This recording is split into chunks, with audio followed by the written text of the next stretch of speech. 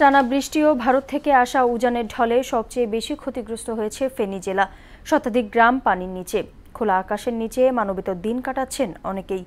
আশ্রয় কেন্দ্রে ঠাঁই নিয়ে কোনো রকম জীবন বাঁচিয়েছেন তারা। সরকারি, বেসরকারি ও ব্যক্তিগত উদ্যোগে অনেকে বন্যার্তদের পাশে দাঁড়ালেও তা পর্যাপ্ত নয়।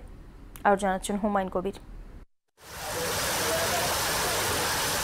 টানা বর্ষণে ভারত থেকে নেমে আসা উজানের ঢলে প্লাবিত হয়েছে 11টি জেলা। তার মধ্যে সবচেয়ে খারাপ পরিস্থিতি ফেনী জেলার। পরশুরাম, ফুলগাজী, ছাগলাইয়া, দাগনভূঞা ও ফেনী সদরেও অনেক জায়গা পানিতে তলিয়ে আছে। বাড়িঘরে পানি উঠায় বুক সমান পানি ডিঙ্গিয়ে অনেকে একটু আশ্রয় খুঁজতে অবস্থান নিয়েছেন সড়কে। বাড়িতে পানি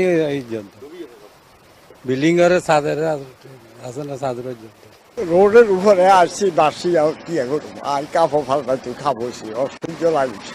পরশু দিন থেকে এই জায়গাতে আসি, মানে ভাই ডুবি গেছে, ফুলে ডুবি গেছে, থাকতে ব্যবস্থা নেই। আমরা এখন আশ্রয় প্রকল্প দিই না, আশ্রয় ধরে ওখানে চলে যাবো। এখনো অনেকে কোনো ধরনের সহযোগিতা পাননি বলে অভিযোগ করেন ভানবাসীরা। এখনো কোনো ত্রাণ পৌঁছায় নেই। নিজস্ব তহবিল থেকে সবাই যা সম্ভব কেনাকাটা করি চলতেছে।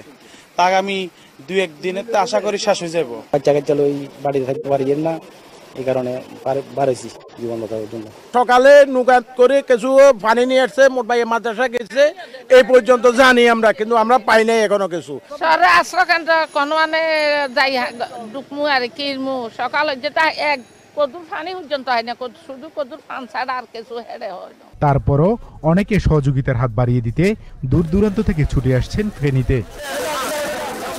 সরকারি, বেসরকারি ও ব্যক্তিগত উদ্যোগে আরও সহযোগিতার হাত বাড়িয়ে দিতে সবার প্রতি অনুরোধ জানিয়েছেন ভানবাসীরা। হুমায়ুন কবির, মোহনা সংবাদ।